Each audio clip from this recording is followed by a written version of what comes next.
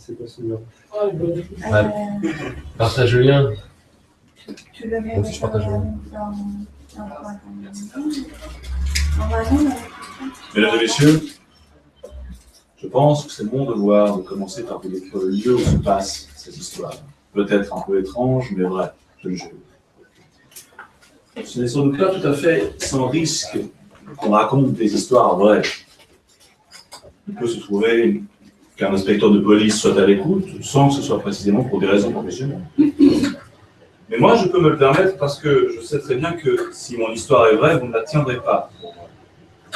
Du moins pas officiellement, car en réalité, officieusement pour ainsi dire, il va de soi que vous savez tous parfaitement que je ne raconte que des histoires vraies. Et je dois vous prier de faire un petit effort. Voilà. Représentez-vous le salon d'un appartement, dans un palace. Le prix a été fixé par des brigands. Moderne, installé pour un séjour de longue durée. D'accord? À votre gauche, il suffit que vous fermiez les yeux, vous verrez la chambre comme si vous y étiez. À votre gauche, vous voyez plusieurs tables, aussi l'une contre l'autre. Est-ce que la table de travail d'un écrivain vous intéresse? Alors approchez s'il vous plaît. Vous êtes déçus. D'accord, la table de travail d'un écrivain de moindre importance peut aussi ressembler à ça. Des papiers en désordre, une machine à écrire, des manuscrits couverts de ratures, des crayons, des stylos à billes, des gommes, des grands ciseaux, de la colle. Et derrière ce fouillis, une espèce de bar. Du cognac, du whisky, de l'absinthe, du vin rouge. Ça n'enseigne pas sur la qualité, sur le génie de l'écrivain dont il s'agit ici. Ça ne parle pas en sa faveur, pas en sa défaveur non plus. Mais tranquillisez-vous, dans la partie de droite, l'ordre règne. Disons mieux, un ordre relatif, oui, que je me serais occupé de ça. C'est un vêtement de femme que je vais fourrer dans un coin et de revolver que je sers dans mon tiroir. De grands fauteuils moelleux et confortables, ultra modernes. Des livres éparpillés partout, des photographies au mur. Mais le plus beau, c'est le fond. Une large porte-fenêtre ouverte sur un balcon, une vue enchanteresse qui correspond au prix de la chambre. Un lac lumineux, des forêts et des collines par derrière, des contreforts montagneux, le ciel crépusculaire. C'est l'arrière-automne, une orgie de jaune et de rouge. Mais revenons dans le salon. Intéressons-nous aux deux personnages principaux de notre drame. Commençons par moi. Eh oui, l'un des deux protagonistes, c'est moi. J'en suis sincèrement navré, je ferai mon possible pour ne pas vous faire peur en apparaissant trop brusquement. Venant de la droite, je me glisse avec précaution dans le salon. Je sors tout juste de ma chambre à coucher, il est clair que j'y étais occupé, mais mes occupations ne regardent personne. Même si on doit les trouver détaillées dans certains journaux. Je mène une vie dépravée, déréglée, échevelée, scandaleuse, je ne le conteste pas. D'ailleurs, mon nom en dit assez. Corbès. Eh oui, vous avez bien entendu, je suis Maximilien Frédéric Corbès, le romancier. Lauréat de tous les grands prix littéraires. Massif, tanné, mal rasé, chauve avec un crâne énorme. Mes qualités particulières, la brutalité, le manque de scrupules, l'ivrognerie. Oui, je suis franc. Encore un mot sur mon habillement. Oui, ici, je vous demande pardon, enfin, je demande surtout pardon aux dames. Je porte un pantalon de pyjama, une robe de chambre ouverte sur mon torse nu qui est couvert de poils. Ah non, mais tout ça va être dit. J'ai un verre vide dans la main, et en me dirigeant vers le bar, je m'arrête subitement en apercevant au milieu de mon cabinet de travail un visiteur inattendu. Ce sera vite décrit. Parfait petit bourgeois, menu, maigrichon. Disons qu'il a un peu l'air d'un vieux courtier d'assurance avec une serviette sous le bras. Il est inutile d'étudier ce monsieur plus en détail, ne serait-ce que pour la bonne raison qu'il va se faire éliminer le plus naturellement du monde au cours de notre histoire. Il lui ôtera toute espèce d'intérêt. Suffit. Le visiteur se met à parler. Nous y sommes. Je suis très ému de me trouver en présence du poète mondialement connu et mondialement estimé, Maximilien Frédéric Corbès. Peut-être, mais qu'est-ce que vous foutez dans mon cabinet de travail? c'est votre secrétaire qui m'a laissé rentrer. J'attends déjà depuis une heure. Qui êtes-vous? Je m'appelle Hofer, Timothée Hofer. Il me semble que je vous connais.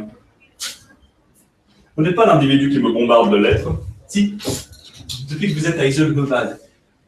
J'ai aussi bavardé tous les matins avec le portier, mais il n'a rien voulu savoir. Finalement, j'ai guetté votre secrétaire. Très austère, ce jeune homme. Étudiant en théologie, pauvre comme Job. Il doit gagner l'argent de ses études. Il m'a fallu une patience infinie pour le convaincre que cette entrevue pouvait avoir une grande portée pour nous deux. Mon cher maître, Corbs. Épargnez-vous, cher maître. Cher monsieur, Corbs. Est-ce que vous êtes près du bar? Passez-moi dans le whisky. La bouteille est au bout à gauche. Vous en voulez? Non, je préfère pas. Absinthe, vermouth, tout chaud. Non, pas davantage. Vous êtes abstinent? Non, prudent. C'est que je me trouve face à face avec un géant de la pensée. Je me fais un peu l'effet de Saint Georges avant son combat contre le dragon. Catholique? Protestant. Bonne soif. Vous devriez vous ménager. Vous n'avez pas de conseils à me donner. Je suis suisse, monsieur Corbs. Me permettez-vous d'examiner de plus près le cabinet de travail du poète? Je suis écrivain. Le cabinet de travail de l'écrivain. Des livres, partout. Des manuscrits. Puis-je regarder les photographies au mur? Faulkner, avec une délicate autographe, à mon cher Corbs. Thomas Mann, à mon cher Corbs, son admirateur inquiet, Thomas. Hemingway, à Corbs, son Ernest. À Henri Miller, à Corbs, mon frère d'esprit. Nous ne sommes plus authentiques que dans l'amour et dans le meurtre. Ah, et quel paysage superbe. Ce coup d'œil sur le lac avec ce front de haute montagne. Le soleil est en train de se coucher. Les nuages encore déchambants. Et le soleil encore rouge, immense. Vous écrivez sans doute? Non, je lis. Je lis, vos livres.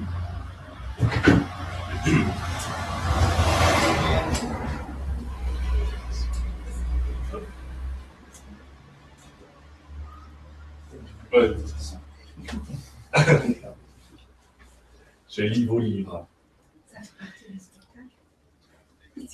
Bill buvait du whisky volé. Les policiers s'étaient éloignés pour explorer le marais. Bill buvait et regardait Frank qui se mettait à pousser ses derniers râles.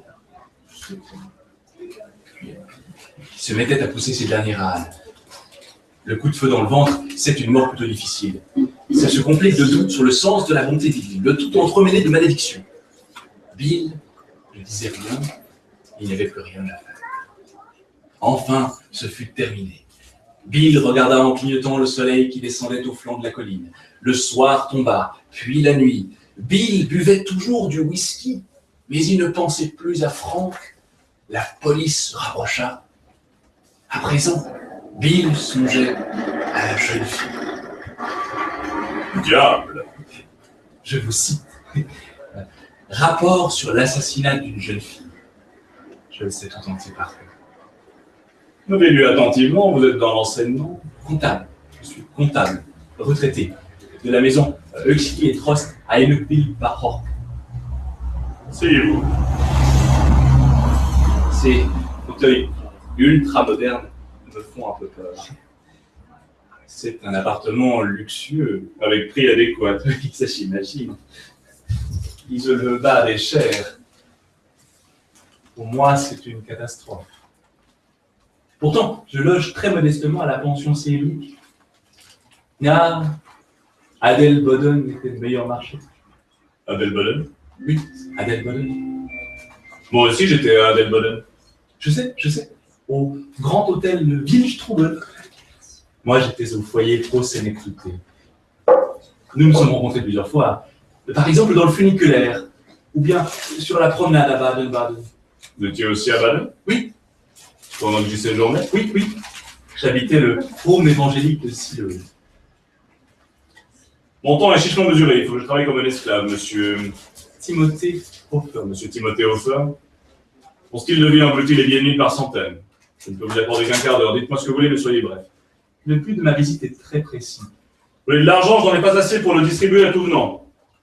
Il y a une telle quantité de gens qui ne sont pas écrivains et qu'on peut tâcher que vous êtes prié de laisser en paix les gens de ma profession. D'ailleurs, j'ai dissipé l'argent de tous mes prix en faisant la noce. Permettez-moi de vous congédier. Cher maître, Non, Corse. cher monsieur Corps, pardon, mais ce ne sont pas des raisons financières qui me poussent. C'est que, depuis ma retraite, je me suis fait en quelque sorte détective. Détective. Détective, oui. Détective en quelque sorte privé. Ah, bon. Dans ce cas, vous pouvez rester. Rasseyons-nous. Merci. Déjà, comme comptable, j'ai eu l'occasion de m'occuper de toutes sortes d'affaires. Lorsque je fonctionnais comme vérificateur auxiliaire provisoire des comptes, j'ai même réussi à faire mettre en prison le trésorier communal d'Enneteville, qui avait détourné les fonds de la caisse des pupilles. Mais avec l'âge, comme je disposais de quelques économies, que ma femme était morte sans enfant, j'ai décidé de me consacrer entièrement à mon penchant. Et cela, c'est pour avoir lu vos livres. Mes livres. Vos livres immortels. Ah, ils ont enflammé mon imagination. Je les lisais dans la fièvre, avec passion, tout bonnement transporté par les crimes grandioses que vous décrivez. Je suis devenu détective, un peu comme quelqu'un sur le plan religieux peut se faire théologien, à force d'enthousiasme pour la maîtrise avec laquelle le diable fait son œuvre. Il faut bien qu'un poids crée son contrepoids, si je puis dire. Mon Dieu, me voilà devant une gloire de la littérature. Le soleil se couche derrière le Cutiberg et vous buvez du whisky. Diable. Mon cher Timothée Hofer, vous avez des dispositions pour la poésie. Cela vient de la lecture de vos livres. Mirodel, je vois plutôt pauvrement vêtu. Votre nouvelle profession ne doit pas vous faire rigoler tous les jours. Le fait est que je ne suis pas sur un lit de rose. Le chef de la sûreté de ce pays est mon ami, je lui en toucherai un mot. Dans quel chapitre de la criminologie vous êtes-vous spécialisé? L'espionnage, l'adultère, les stupéfiants ou la traite des blanches? Non, mon domaine, c'est la littérature. Dans ce cas, je dois vous prier une seconde fois de quitter les lieux immédiatement. Cher monsieur Corbès, vous la critique à présent, sortez! Mais vous me comprenez mal. Je n'ai étudié vos œuvres que pour leur contenu criminel. Ah. Je préfère ça. Asseyons-nous. Vous êtes bien bon. On a déjà étudié sous l'angle de la psychologie transcendantale, du protestantisme, de l'existentialisme, du catholicisme, du bouddhisme et du marxisme, mais jamais sous l'aspect que vous essayez de dégager. C'est pourquoi je vous dois une explication, cher monsieur Corps, pardon. L'hypothèse de départ de mon travail est très simple. Ce qu'il y avait d'imaginaire dans vos romans devait aussi exister dans la réalité. Parce que il me paraît tout à fait impossible qu'on puisse imaginer quoi que ce soit qui n'existe pas quelque part. Eh bien, c'est un point de vue tout à fait raisonnable. Alors, en partant de cette réflexion, je me suis mis à rechercher les assassins de vos romans dans la vie réelle. Vous avez dit qu'il existe un lien entre mes romans et la réalité? Exactement. J'ai procédé selon une logique rigoureuse. J'ai commencé par analyser votre œuvre. Vous avez beau être l'écrivain le plus auréolé de scandales de notre époque, celui dont les journaux rapportent le divorce, les aventures amoureuses, les excès d'alcool, les chasses aux tigres. Vous êtes surtout célèbre comme l'auteur des plus belles scènes de meurtre de la littérature mondiale. Jamais je n'ai glorifié le meurtre pour lui-même. Il s'agissait seulement pour moi de représenter l'homme comme un tout, ce qui comprend évidemment qu'il est aussi capable de commettre un assassinat. Et ce ne sont pas tellement vos intentions qui m'intéressent, mais vos résultats. Avant vous, le meurtre était généralement considéré comme quelque chose d'affreux. Grâce à vous, on arrive à en percevoir la grandeur et la beauté. Le public vous connaît comme le poète du crime. Ce n'est qu'une preuve de ma popularité. Et de votre art d'inventer de vraies virtuoses du crime que personne ne découvre jamais. Vous pensez à ma particularité de laisser le meurtrier s'échapper sans être soupçonné? Précisément. Vous avez lu mes romans comme des rapports de police? Comme des comptes rendus d'assassinat. Vos héros n'assassinent jamais par amour du gain ni par passion déçue. Ils tuent par plaisir intellectuel, par joie de vivre, par raffinement, par besoin d'expérience personnelle. La criminologie routinière ignore ces motifs, ils sont trop subtils pour la police. Ils ne soupçonnent même pas l'assassinat parce qu'il n'existe pas de crime où ils ne voient pas de motif. Alors, en imaginant que les meurtres que vous décrivez aient eu lieu dans la vie réelle, il est nécessaire qu'ils aient passé aux yeux de l'opinion publique pour des suicides, des accidents, des morts naturelles. C'est une bonne logique. Et c'est ainsi que vous les faites apparaître au public dans vos romans. C'est bien ainsi.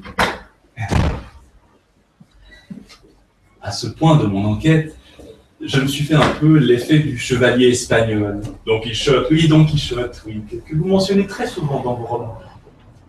Je me suis mis en route parce qu'il s'est mis en route, lui, parce qu'il avait pris les romans de chevalerie pour la réalité.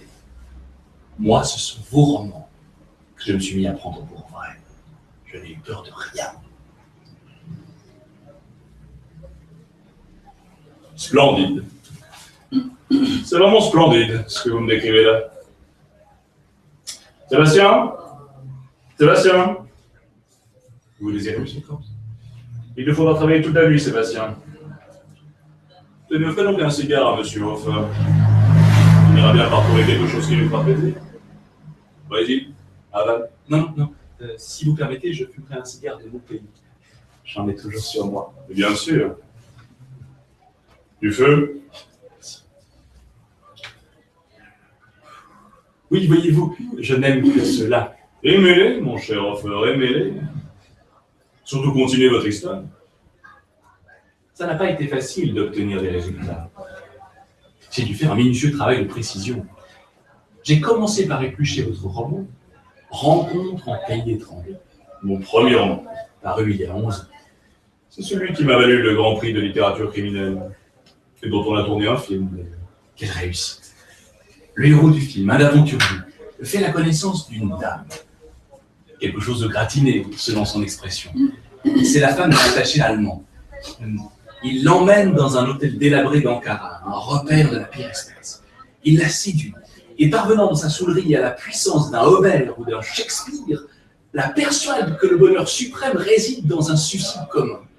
Elle croit à la passion qu'elle est en train de vivre, au point qu'égarée par ses transports, elle se tue, ivre d'amour. Mais lui ne se tue pas. Il allume une cigarette et quitte le bouge. Il déambule dans les rues malfamées, roue de coups un prêtre de la mission turque, lui vole le tronc des pauvres et se met en route à l'aube pour la Perse, où il va prospecter le pétrole. Ah, quel chef-d'œuvre! Dans sa brièveté et dans son absence de rhétorique, il laisse Hemingway à des kilomètres en arrière. Mais dites-moi, vous n'êtes tout de même pas allé chercher les éléments de cette histoire en Turquie, mon cher Hofer? Je ne peux pas faire autrement. J'ai fait venir à grands frais d'Ankara les journaux de l'année 1848, qui est celle à laquelle se passe notre roman. Et je les ai fait examiner par un Turc, étudiant à l'école polytechnique fédérale. Qu'avez-vous découvert? Ce n'était pas la femme d'un attaché allemand qui s'était suicidée, mais celle d'un Suédois. Une blonde, une beauté un peu réservée, dans un hôtel ignoble, pour des motifs inconnus, comme je l'avais justement présumé. Et l'homme avec qui elle est passée dans cet hôtel? Inconnu. Toutefois, au dire du portier, il devait s'agir d'un individu de langue allemande. Il y avait aussi un prêtre qu'on avait réellement assailli, mais il se trouvait en trop piteuse état pour être capable de livrer la moindre information précise sur la disparition du trou des pauvres. Ensuite, j'ai étudié votre roman, Mr. X, sans ennui. Le bouquin favori de Churchill. Votre deuxième roman, un chef-d'œuvre. Mr. X. Vaurien dans sa jeunesse, mais devenu écrivain arrivé, président du Pen Club américain, rencontre une jeune fille de 16 ans à Saint-Tropez. Il est ensorcelé par la beauté naturelle de cet enfant. La nature puissante, la mer miroitante, le soleil impitoyable le font revenir aux sources. Il réagit comme un primitif. Viol, assassinat, sous les cataractes de pluie d'un ouragan démesuré. De toutes les pages qu'on n'a jamais écrites, ce sont certainement celles qui mêlent le mieux le charme et l'horreur. L'écriture est d'une concision lumineuse. La description de la mise sur pied de l'appareil de police avec motocyclistes, les voitures radio qui arrivent en mugissant, la recherche de l'assassin, et les soupçons qui ne s'arrêtent que devant le coupable puisqu'il est au-dessus de tout soupçon, et Mr. X qui assiste à l'enterrement de la victime. Cette description clôt le livre comme une tragédie grecque. Eh bien, mon cher Hofer, vous emballez. Quel enthousiasme. En 1949, il y a 10 ans, une Anglaise de 16 ans a été violée et assassinée à Saint-Tropez. Et l'assassin? Inconnu. Comme l'assassin de la Suédoise. Exactement pareil. En dépit d'un énorme déploiement de forces de police. En dépit de tout ça. La police officielle ne possède pas le moindre indice. Avez-vous fait d'autres découvertes? Puis-je vous passer cette liste qui les résume? C'est le catalogue complet des personnes au sujet desquelles j'ai établi un lien avec des personnages que vous avez créés. Il s'y trouve 22 noms. Vous avez écrit 22 romans, cher M. Corrèze. Toutes ces personnes sont mortes. Toutes, sans exception, par suicide ou par accident, si on accepte le cas de l'Anglaise violée. Y a-t-il un point d'interrogation à côté du nom de la multimillionnaire argentine Johanna Lopez? Cette dame correspond au personnage de Mercedes, de votre roman Nuit méchante, et qui se fait étrangler par le héros. Mais la multimillionnaire argentine est morte de mort naturelle à Ostende. C'est une liste précieuse. Le résultat de 10 ans de travail. À cela s'ajoute un fait remarquable. Tous ces suicides et ces accidents ont eu lieu dans les endroits où vous vous trouviez également, cher M. Corrèze. Vous étiez à Ankara quand la Suédoise est morte, à Saint-Tropez quand l'Anglaise est morte, et dans les 20 autres endroits au moment où les 20 autres sont morts. Je me contente de vous rappeler le ministre von Bunten à Davos, la comtesse Windischgratz à Biarritz, Lord de Liverpool à Spitz, Tous ceux qui se trouvent sur la liste. sans exception. Mais il suivait à la trace, mon cher Hofer. Si je ne voulais pas faire du travail d'amateur, il fallait que je vous suive, de villégiature en villégiature et d'une ville d'eau à une autre. Vous n'étiez donc pas seulement à Adelboden et à Baden-Baden. J'ai été dans tous les endroits où vous vous trouviez. Partout où nous avons séjourné, vous dans votre hôtel de luxe et moi dans ma pension luxueuse, il s'est produit un malheur que vous avez décrit comme un meurtre par la suite. Mon cher Hofer, je suis enthousiasmé. Vous êtes une des personnes les plus étonnantes que j'ai rencontrées. Je me suis tout naturellement posé la question de savoir comment les rapports entre les faits réels et vos œuvres avaient pu s'établir. C'est tout naturel, en effet. La logique m'a placé devant une alternative. Ou bien vous aviez pris des personnages de la vie réelle comme modèle de vos histoires, ou alors vos histoires se sont produites après coup dans la réalité, telle que vous les décrivez. Je vous suis. En admettant la première hypothèse, vos romans, que tout le monde admire comme les créations d'une imagination jaillissante, seraient tout bonnement des rapports de faits. J'ai balancé longtemps avant de me pencher sur cette thèse, de décider sur cette thèse. Aujourd'hui, je sais qu'elle est la seule possible, mais cela pose un nouveau problème. Si vos romans sont des rapports de faits réels, il faut également que l'assassin, les assassins, aient réellement existé. Ce qui appelle impitoyablement la question, qui sont ces assassins? Et qu'avez-vous découvert? Nous sommes obligés de rassembler tous les assassins en un seul. Vos héros portent sans équivoque les traits d'un seul homme, puissant. La plupart du temps, le torse nu à l'heure décisive du crime. Chauve avec un crâne énorme. Ses traits expriment un sauvage enthousiasme. Il boit du whisky. Il est toujours un peu ivre. C'est vous, l'assassin. Vous voulez prétendre qu'il y a plus de 22 reprises, 21. 22 fois. 21 fois. Non, la multimillionnaire argentine est une exception. Bon. Donc j'aurais commis presque 22 assassinats. J'y crois dur comme fer. J'ai devant moi non seulement l'un des écrivains les plus considérables, mais un des assassins les plus considérables de tout le temps. 22 fois. 21 fois. Bon. 21 fois. Sans entendre dire ça comme ça. Voilà qui impose le respect, cher maître.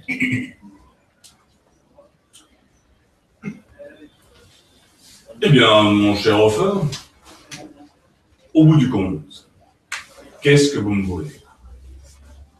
Cher monsieur Corbes, je vous ai dévoilé le secret de ma découverte et j'en suis soulagé. J'ai tremblé d'appréhension devant cette minute, mais je ne me suis pas trompé. Permettez-moi donc de poursuivre avec une franchise totale. Mais bien sûr. Au début, je n'ai eu qu'une idée en tête, vous livrer à la justice officielle. Et vous avez changé d'idée? J'ai changé. Pourquoi cela? Ça fait 10 ans que je vous observe.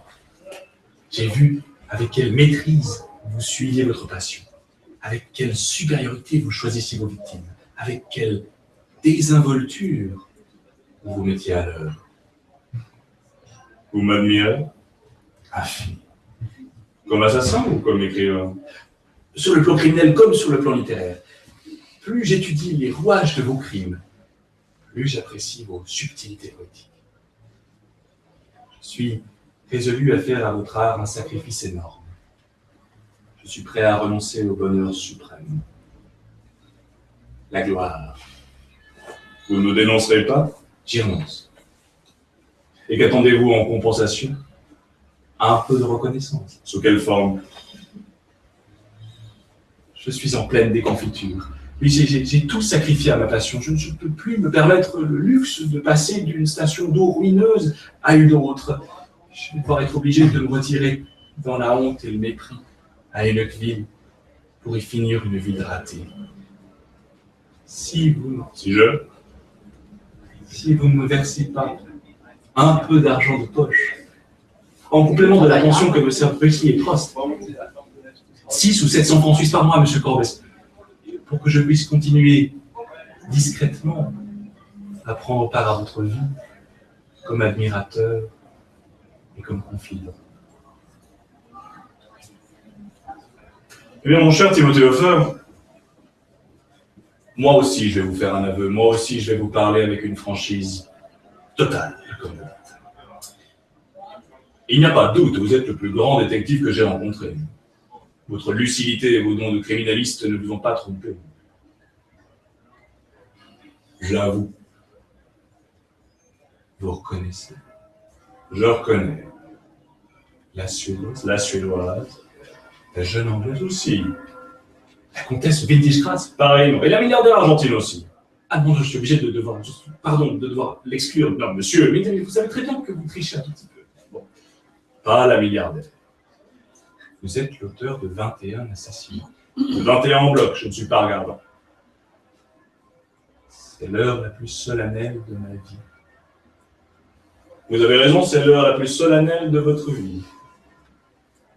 Mais peut-être en un sens un peu différent que vous le croyez. N'oubliez pas, mon cher Hofer, qu'en dépit de l'exactitude de votre enquête, vous avez commis une faute. N'avez-vous pas songé au danger que vous pourriez courir en venant me révéler tout ce que vous savez de ma vie privée? Vous voulez dire que vous pourriez me tuer? Exactement. Mais naturellement, cher monsieur Corbes, j'ai songé à ce danger. J'ai étudié la situation de sang-froid. J'ai pris toutes les mesures de précaution possibles. Au-dessus de vous, loge une vedette de cinéma célèbre en Amérique. À droite, un colonel anglais. À gauche, une veuve de la grande bourgeoisie. Ah, pardon, c'est bien une veuve, mais elle est duchesse. Non, erreur, je me suis informé, son mari était un commerçant de bois. Et au-dessous de vous, habite l'archevêque de Cernovitch, qui est poitrinaire. Un simple appel au secours, et il éclate un scandale à ébranler le monde. Vous seriez donc obligé de me tuer sans faire le moindre bruit. Il ne va être question que de poison. Ah, je comprends. C'est pour ça que vous n'avez rien bu. Précisément. Ça n'a pas été facile, j'adore posément le whisky. Et pas fumer de cigares non plus. Et vous avez supprimé le ténor Horst Strasser au moyen d'un aval extra léger qui était imbibé de poison indien. Mon cher Timothée Hofer, vous oubliez une chose capitale. Quoi? Sinon, vous vous auriez avisé plutôt de l'inutilité de votre enquête. Vous n'avez fait que prouver quelque chose qui ne demande aucune preuve. Vous l'étiez, vous y êtes. Ce que vous considérez comme le secret de Timothée Hofer, le monde le sait depuis longtemps. C'est impossible. Et j'ai étudié minutieusement tous les journaux sérieux, sans y trouver la moindre indication. Oh, de nos jours, on ne trouve plus la vérité dans les potins de la presse, Timothée Hofer. Elle est pleine de mes crimes. Pensez-vous que les gens dévoreraient mes romans s'ils n'étaient pas sûrs que je ne décris que les assassinats que je commets? Et enfin, il y a longtemps qu'on vous aurait arrêté. Mais pourquoi ça? Parce que vous êtes un criminel. Et après? Il y a longtemps que le monde bourgeois nous tient pour des monstres. Pensez donc à Goethe, à Balzac, à Baudelaire, à Rimbaud, Edgar Poe, il n'y a pas que ça. Nous incarnons le rêve de millions de gens, nous sommes des hommes qui peuvent tout se permettre, qui doivent tout se permettre. Pensez-vous qu'Hemingway aurait obtenu un tel succès pour son Guillaume et la mer si le public n'avait pas jugé que ce même Guillaume le représentait personnellement? Ou moi pour l'assassin et l'enfant si l'assassin n'était pas moi en personne? Regardez toutes ces lettres. Elles sont écrites par des dames de la haute bourgeoisie, des bourgeoises, des dactylos, des dames de la haute société, qui s'offrent toutes pour que je les tue. C'est la folie. Ah non, de nos jours, la littérature est une drogue qui remplace une vie devenue impossible. Seulement, pour lui fournir cette drogue, il est nécessaire que les écrivains au moins aient la liberté de vivre la vie qu'ils décrivent. Quand j'étais jeune, personne ne s'intéressait à ce que j'écrivais. J'ai abandonné la carrière d'écrivain, j'ai mené une vie d'épave et je suis allé prospecter le pétrole en Perse. Mais là aussi, j'ai échoué. Il ne me restait plus qu'à écrire ma vie. J'étais convaincu qu'on m'arrêterait. Eh bien, le premier à me faire une avance substantielle et à me féliciter, ça a été l'attaché suédois. Et mon aventure d'amour avec sa femme a été mon premier succès mondial. Voilà. Et maintenant, prenez donc un peu de whisky puisque vous l'adorez. Non, je ne préfère pas. Complètement. Quand j'ai compris ce que le monde voulait, je me suis mis à lui fournir ce qu'il désirait. Je n'ai plus écrit que ma propre vie. C'est comme ça que je suis devenu célèbre. Vous n'arriverez à vous faire entendre d'aucun tribunal au monde. Parce que le monde entier me veut tel que je suis. On vous traiterait de fou, comme on a traité de fou tous ceux qui ont déjà essayé. Croyez-vous être le premier? Jusqu'à présent, tous ceux qui ont tenté de me traîner devant les tribunaux se sont couverts de ridicule. Tous les procès ont été classés. Vous êtes un fou, Timothée Hofer. Vous êtes coupable, plus qu'on peut dire, d'avoir gaspillé vos économies.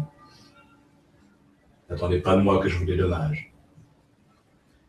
Attendez-vous à toute autre chose, appelez au secours. Au secours? Oui, au secours. J'ai besoin d'un nouveau sujet. Un nouveau sujet? Mon nouveau sujet, ce sera vous. Pourquoi se portez-vous un revolver? Vous n'avez toujours pas compris? Je m'en vais tout de suite. Le revolver n'est pas pour vous chasser, c'est pour vous tuer. Je vous jure par tout ce que j'ai de plus sacré, que je quitterai Isolobad immédiatement, que je retournerai à Lutville. Vous m'avez donné l'idée d'une pièce pour la radio et maintenant il vous faut mourir. Parce que je n'écris que ce que je vis. Que je ne possède aucune imagination et que je ne suis pas capable d'écrire autre chose que ce que je vis. Grâce à moi, Timothée Hofer entrera dans la littérature universelle. Non, si, des millions de gens vous verront, tels que vous êtes là, devant moi, debout, tremblant de peur, les yeux et la bouche grands ouverts, avec cette gueule de comptable. Au secours! Eh bien, est-ce que le monde se précipite? Est-ce que la star de cinéma, le colonel anglais, l'archevêque de service se rue à votre aide? Vous êtes le diable en personne, je suis écrivain et j'ai besoin d'argent. La pièce que je vais écrire sur votre assassinat passera sur tous les émetteurs. Je suis obligé de vous tuer. Ne serait-ce que pour des raisons purement financières. Est-ce que vous croyez que c'est un plaisir? Dieu sait que je préférerais 1000 fois vider avec vous une bouteille de vin dans le hall de l'hôtel et peut-être jouer au quilles un peu plus tard, plutôt que de passer la nuit à me préparer votre assassinat. Grâce, cher maître. Oh, cher monsieur, quand je vous en supplie. Vous pouvez reculer, vous n'irez pas loin. Je vous en supplie. Attention, derrière vous, la fenêtre est ouverte. Non, pitié. C'est vous le 23e. 22!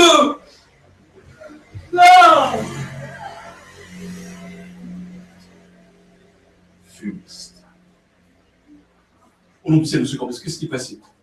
Mon visiteur s'est jeté du balcon dans le vide. Puis il a eu l'air d'être pris de panique là, je ne sais pas pourquoi. Tiens, voilà déjà le directeur de l'hôtel. C'est monsieur Corbet, je suis inconsolable. Vous avez été importuné par quelqu'un d'impossible. Il s'est écrasé dans les roses. J'ai entendu que le portier le prenait pour un fou. Ah mon Dieu, heureusement qu'il n'a blessé personne en tombant. Prenez des mesures pour qu'on ne me dérange pas. Et bien sûr, monsieur Corbet, bien sûr. Sébastien, au travail. Passez-moi un cigare d'abord. Allumez le papier qui est sur la table. Qu'est-ce que c'est, juste? Oh, des noms quelconques. Passez-moi ça. C'est la meilleure manière d'allumer un cigare. Sébastien, nous devons nous dépêcher. Demain, nous bouclons nos valises. Nous irons à Majorque. Majorque. Un peu de Méditerranée nous fera du bien. Vous êtes prêts? Je suis prêt, monsieur Corbet. Je dicte. Un peu de whisky d'abord. Ça. Prêt? Prêt. Mesdames et messieurs, je pense que c'est mon devoir de commencer par vous décrire le lieu où se passe cette histoire, peut-être un peu étrange, mais vraie, je le jure. Point. Ce n'est sans doute pas tout à fait sans risque qu'on raconte une histoire vraie. Il pourrait se trouver qu'un inspecteur de police soit à l'écoute. Virgule.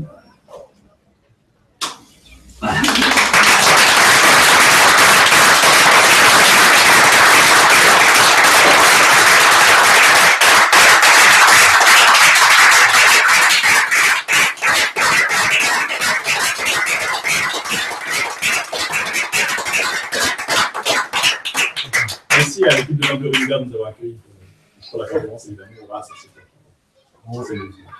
merci beaucoup. Merci.